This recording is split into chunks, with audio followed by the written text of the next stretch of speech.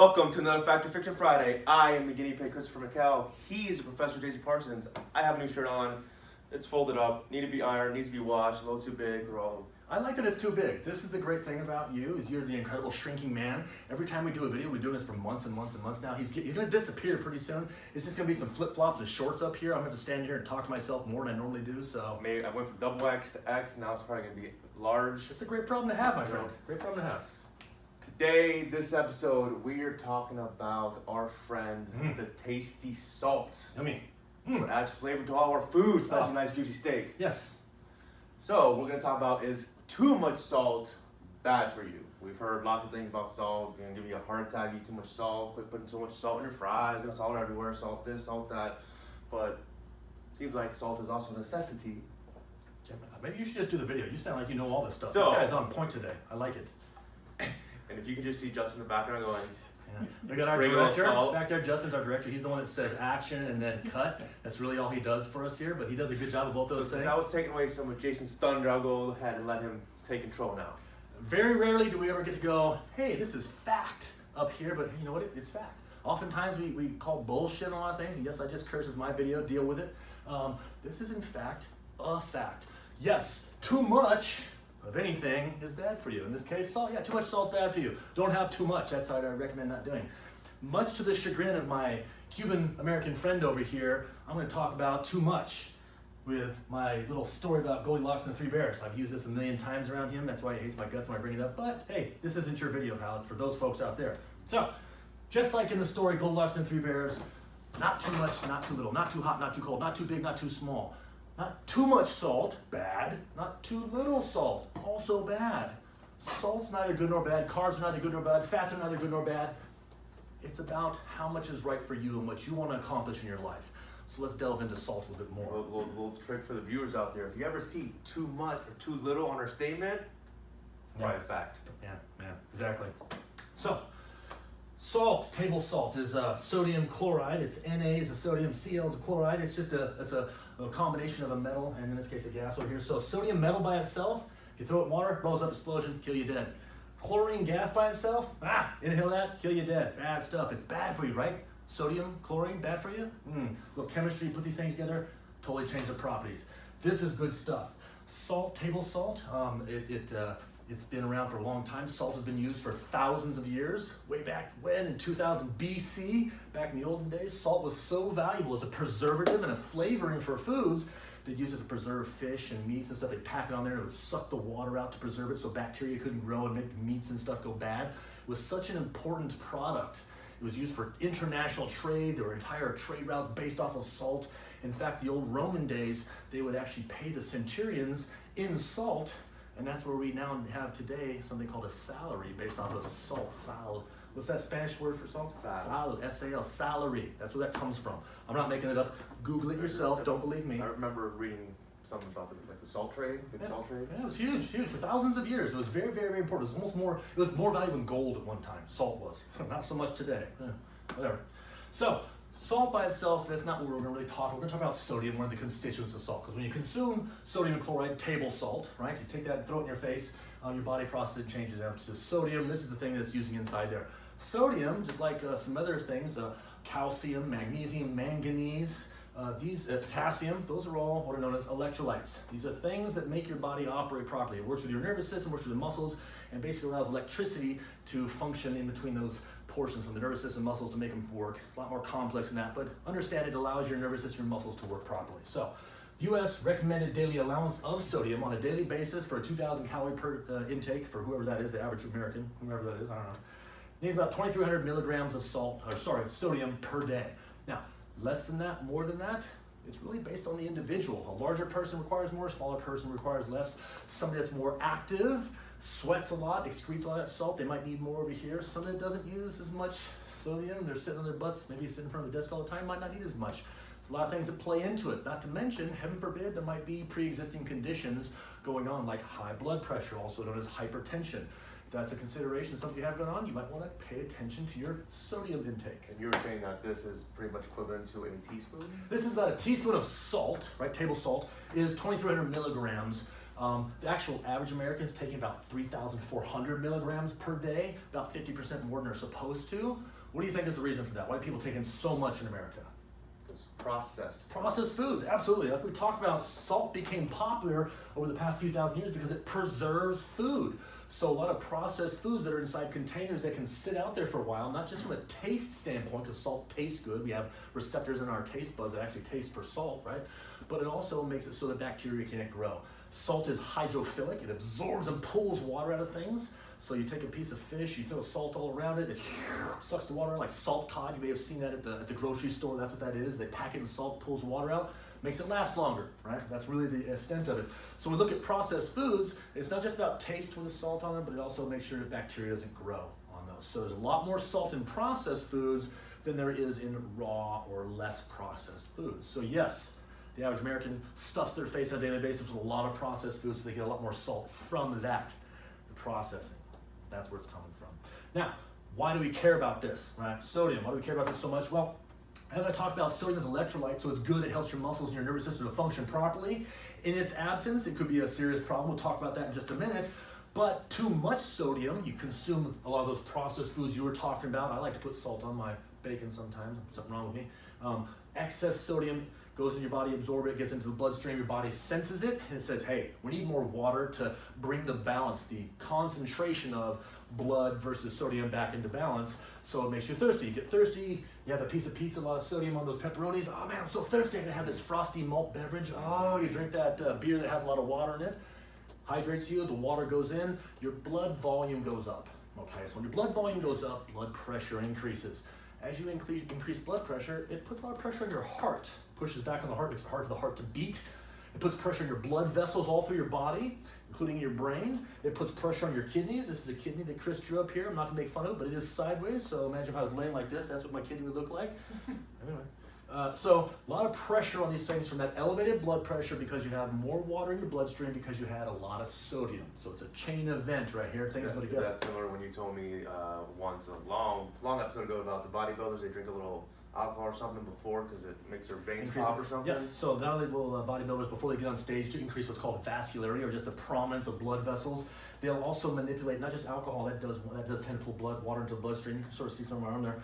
But they'll also manipulate their sodium levels in their body with more water or more sodium, depending on what they're trying to accomplish. So they actually manipulate sodium the last few days before a contest to change where the water is stored in the body and also the blood volume. So those are interesting things, but that's another video. So if you continue to have that elevated blood pressure because you had the elevated water levels, because you had the elevated sodium levels, it puts pressure on your body. You can have a stroke. That's a breaking of a blood vessel in your brain. That's what a stroke is. Too much pressure in blood vessels, one could pop. That's bad. Your kidneys could not take anymore. There's constant chronic pressure on there for that elevated blood pressure.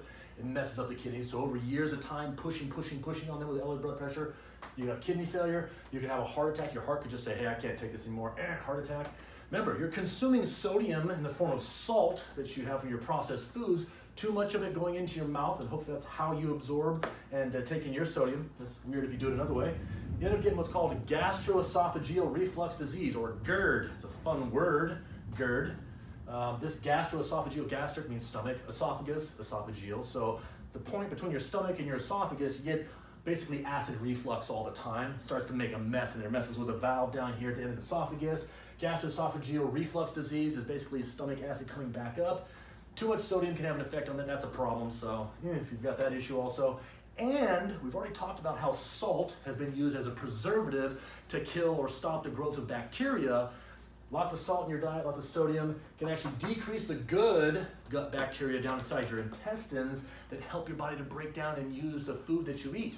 We had a video we did back a while that talked about probiotics. Probiotics mean the good bacteria in your gut. If you've got an issue with your gut bacteria being all messed up, not having enough, you can't process things, you got slow motility, your food's not moving through, and other issues that can have from not enough or bad gut bacteria, maybe the salt and sodium is contributing to that problem. So cutting back on that stuff can help with your gut bacteria as well. So, or just take a probiotic. You can take a probiotic. There's a lot of things you can do. As you watch these videos, you're going to start to see that different things we talk about work together. They're symbiotic. They work together, synergist, right? So going through the whole series that we have here really helps you to build out a plan of action for yourself based on your needs and your goals in your life that you can customize to work best for you. So So we talked about the problems with sodium. You know that we get salt from table salt from processing and stuff like this. But if we don't put table salt on something, if we're not eating as much processed foods, which is one of the conversations we have about in most of our videos, is offering people the opportunity. Maybe you should move towards a little bit more of a whole food, less processed end of the spectrum, as opposed to the super processed in a box, in a can, things like that have a shelf life of 5,000 years. Like a Twinkie doesn't ever go bad. I don't know if those are made out of plastic and Eldos or something. So if you ate more of a whole food type of a menu, and you had 2,000 calories that you consume on a daily basis, the average American, and of those 2,000 calories, you had 1/3 coming from animal foods, like the steak right here that's super raw. I love how Chris cooks. This is awesome. Keep doing that, buddy. Talk hard. Yeah, that's what I'm talking about. And then 2/3 of your food intake on that 2,000 calorie diet comes from plant material. I don't know what plant that is. I think you got. That like collard greens. I think that looks like seaweed, dude. Okay. Yeah, it's plant material. It doesn't really matter, so I'm not going to bust his balls. Anyway, so 2/3 plant material, 1/3 animal material. You're only going to get about 600 milligrams of sodium from that. Eating more towards the whole food, not necessarily raw, but minimally processed. Not that much sodium there. Most of it's going to come from the plant material. Remember, sodium or salts come from, they're minerals that are in the ground, so the plants are absorbing those from the ground. This cow over here ate some of the grass and the plants themselves. That's where the cow got its minerals from. So the salt that we find inside these, the sodium inside those, it's not that much. Interesting enough, it might be less than you actually need. So the viewers understand that's what's inside of the food. Just naturally not the salt you're putting on top of it afterwards. We're not talking about adding stuff on it at all. So just in its natural state, without adding sodium or salt to it, you're only gonna get about 600 milligrams. That means you might be a little low on sodium. You don't need that stuff. Remember, it's what makes your muscles and your nervous system operate properly. So you need this stuff in your diet. So if you are someone that chooses to have your food intake come towards the raw / less processed end of the spectrum, it might be okay for you to throw a little table salt on there, things like that. Throw some soy sauce. Yeah, Damn right. Damn skinny. Especially if you're making a steak, you got that nice ribeye. That's some big I had ribeye last night with lobster. Don't Broke my fast. It was so good. This guy over here. And red wine. Nobody likes a show off, Chris. I'm just saying. So, if you're on that end of the spectrum, you have the option of adding more salt. If you're somebody that eats a lot of processed foods, you might not have that luxury. You might want to cut back a little bit. Something to just pay attention to. The challenge for most people is they don't pay attention to their food. Things fly in their face. They're not really sure why their parts aren't operating. They're not getting the function out of their life that they want to. We want people to pay attention. We're trying to give you some insight so you can make choices based off what you want to accomplish. And that's why this information comes in handy. Just to bring up a question about salt in general, Yes. Is there a difference between iodized salt and sea salt? And is there a difference between fine salt versus like coarse salt, like Gotcha. barbecue salt you put on? Gotcha. And there's also like the pink Himalayan salt. Pink Himalayan Comes salt. from the Himalayas. It was blessed. It's pink. That means something. And it just has a couple other minerals in it. Red sea salt. Red sea salt. There's lots of. There's black salts and gray salts and all kinds of. That's just a couple different minerals in there changing the color. It's really not any additional benefits. Basically, extra dirt in there. If you like dirt, hey, go out in the backyard. There's probably some out there. You can eat that too. There's red clay out in the mountains. Whatever. Hey, your thing. Iodized salt is a very common thing. You might see if you've got some Morton's, that little blue container, little girl on the side playing in the rain, the umbrella, right? She's in the rain. That Morton salt. It says iodized salt. They add iodine in there, so it's sodium iodide instead of sodium chloride. It's a different type of salt, just to make sure we don't have an iodine deficiency. Most people do not have that in our country, so it's really not necessary. 100 years ago plus, it might have been something that was a concern because we didn't necessarily have as much food available to us. 200 years ago, maybe a little bit longer, not 100 years, but a while back. So nowadays, it's really not an issue. They still have it out there, it's still available, it's not a bad thing, whatever. There's really not a difference as far as from nutritional value or electrolyte value of the different types of salts. A fine grind versus a coarse grind is just gonna mean there's a different amount that can get on your taste buds.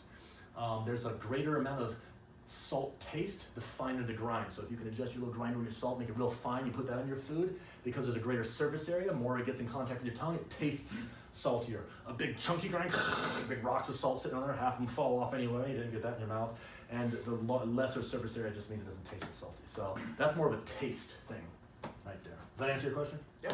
Cool. This big space right here, we didn't have any cool pictures to put there. It was freaking me out. My OCD acted up, so I said, Chris, can you put a circle there for no good reason at all? And he did. It was really weird. Beautiful white space. It's a nice circle. I couldn't do that with a protractor. I was like a square or something. It's weird. So.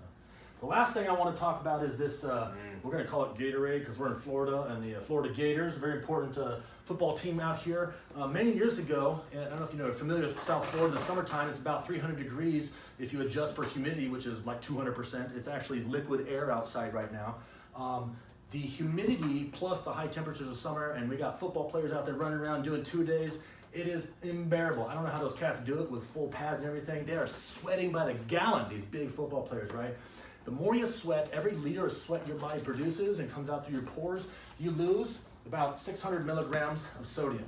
So these guys are big dudes. They're running around doing 2 days. They're losing thousands of milligrams of sodium. Remember, we talked about sodium is actually an important part of your body. It keeps your heart working. You need to have it. If you don't have enough, bad things can occur. So these cats are running around sweating their butts off in football, and the team actually came up with this many years ago when Gatorade first came out. It was meant to replace not just water and some sugars to help keep these guys fueled, but the all-important electrolytes, sodium, potassium, magnesium. If you look on the side of a bottle of a sports drink, Gatorade being the one that we're talking about just because we're in Florida, but any of these sports drinks, they'll have water, some kinds of sugars to help replenish the sugars you lose from activity, and then you'll see some electrolytes in there, and those electrolytes being those metals, sodium, again, potassium, magnesium, calcium sometimes, depends on what the ingredients are. Those help to keep your body functioning properly. So that sports drink stuff you see out there actually has a viability, and the salts that are inside of it are the things that really make the bodies operate how they want to. A lot of people think that the Gatorade is really about hydration. Yeah, your body needs some water if you sweat a bunch, but it's more about electrolyte replenishment. So, Cool. If for any reason you heard some chewing in the background, that was Justin eating some very salty beef jerky right now. I do apologize for he that. was testing out the salinity of it, how much sodium is in this beef jerky. He's doing a chart. He's really doing a chart. But as we can see, this statement is a fact. Too much salt is bad for you. So is Too much too of anything. little salt. Yeah, too much of anything, too little of anything. So that being said, fact, Certainly. I still like my thicker salt, my barbecue Do salt. it. It's your salt, man. So I don't know if it's as tasty, but I think it's good. If it makes you happy, and it was on that steak. Did you put some on that steak last night? So you better How did you put cook it that steak? on the grill? Smart man, I like it. Medium rare. Oh, it's the only way you should do a ribeye. Shame on you if you cook it more than that. Oh, So good. We're not Lobster friends. was good too. Lobster on the grill. I'm Some butter. gonna have to eat after this video. I am the guinea pig. He's professor. Go have some salt.